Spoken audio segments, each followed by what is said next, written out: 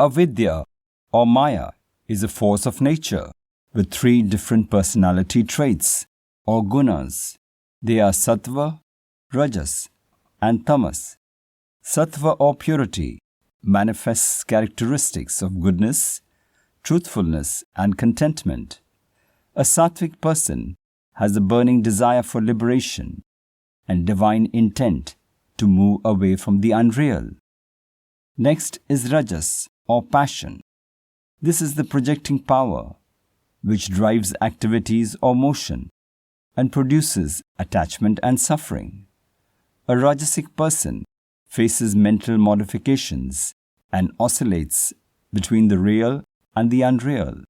He nurtures negative qualities like lust, anger, greed, ego, and selfishness. Rajas is the cause of bondage. The third guna is Tamas or darkness. Tamas is the power to veil or cover things, making them appear different from what they actually are. Tamas signifies ignorance, inactivity, and the absence of right judgment. Due to the love for duality, they become disillusioned and detached, and find no peace in this world and the next. They are born to die again and again. The physical body, the subtle body, and the causal body, in fact the entire universe, is non-self or anatma, all that we must avoid identifying with. We create an emotional attachment with Maya, which itself is non-atma, and therefore unreal like the mirage in a desert. When we identify the three bodies or the five sheaths with Atma, our true self, we say, I am in pain, or I am stressed. But in reality, it is your physical body which is in pain, and your mind which feels stressed, not your Atma. We identify our Atma or consciousness with our physical body. Shankara now explains panch, kosha, viveka, how these three bodies are related to the five koshas or sheaths, meaning covers. The five sheaths referred to are first, the Annamaya kosha, our physical body. Second is Pranamaya kosha or prana. Third is Manomaya kosha or the mind. Fourth is Vigyanamaya kosha or intellect. And the fifth sheath is Anandamaya kosha, the causal body. The Annamaya kosha or the food sheath is the product of food and is the material sheath. It lives on food and perishes without it. It is a bundle of bones, blood, flesh, fat and filth, and hence cannot be the Atma, which is pure and self-existent. It does not exist before birth, nor does it exist after death, and is ever-changing. This cannot be Atma, the unborn and unchanging witness of all change.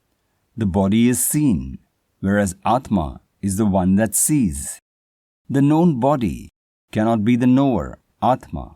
Hence, the Annamaya kosha is not Atma, your true self. The Pranamaya kosha, or vital air sheath, consists of 5 pranas along with the 5 organs of action. Pranavayu engages with the activities of the Annamaya kosh, the body, as if it were living. Pranamaya kosh cannot be the Atma because it inhales and exhales air, so there is movement and modification, whereas your Atma is ever unchanging. Although prana enters and exits the body, it is incapable of knowing anything about the jiva, whereas Atma is the knower of all.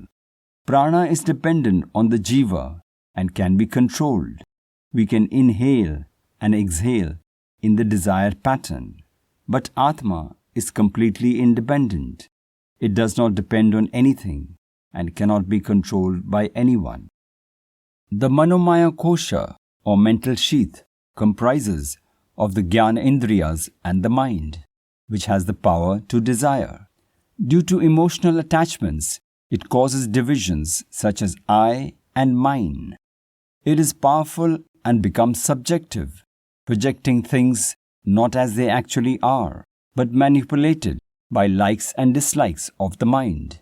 The Manomaya kosha is dominant and projects negative or positive emotions and images about anything or anybody as per its perceptions and desires. It is associated with pain and suffering. This kosha cannot be the Atma, as it has a beginning and an end. The mind begins to work when you wake up and stops working when you fall asleep. It experiences multiple emotional modifications and bondage with worldly objects. But your Atma is eternal, unchanging, blissful, and devoid of any attachments. Vigyanamaya kosha, or intellectual sheath, consists of Gyan Indriyas and the mind. By itself, it is insentient, but due to reflection of Chit, your consciousness makes it appear intelligent. This property of awareness, or the knower, is a borrowed property. It mirrors your consciousness and identifies itself as the body.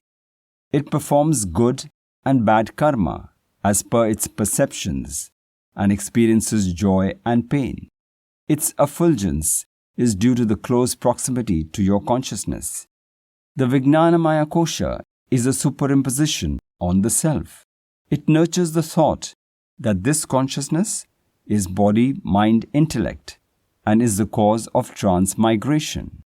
This Vigyanamaya kosha cannot be the Supreme Self, Atma, because it undergoes numerous modifications. It is insentient. Its knowledge is limited. Your thoughts can be observed. And finally, it is present when we are awake and goes away when we sleep. Contrary to this, Atma, your true self, is unchanging, sentient, unlimited, is the knower of all things, and is constantly present. Anandamaya kosha, or blissful sheath, are thoughts whose nature is enriched with the reflections of Ananda. Here Ananda is a property borrowed from your consciousness, Sat Chit Ananda. Like when water, which is cool in nature, is boiled, it becomes hot, borrowing the property of heat from fire. But this borrowed property slowly goes away when it is removed from the fire. Similarly, this experience of bliss manifests itself when we see or get or experience something that we like. These thoughts appear spontaneously as a result of your good karmas, but are temporary in nature. They come and go. This blissful sheath is most strongly experienced in the deep sleep state. In the waking and dream state, its manifestation is partial and in varying degrees. The greater your good karma and the purer your mind, the greater is the intensity of the Ananda experience. This blissful Anandamaya kosha is also not Atma, your pure consciousness. First, because the Ananda experience of this Anandamaya kosha is conditional. It depends on your past karmas, whereas the Ananda of the Atma is unconditional. Anandamaya kosha is subject to modification of thoughts and varies from time to time, but the absolute bliss of your Atma is eternal and unchanging.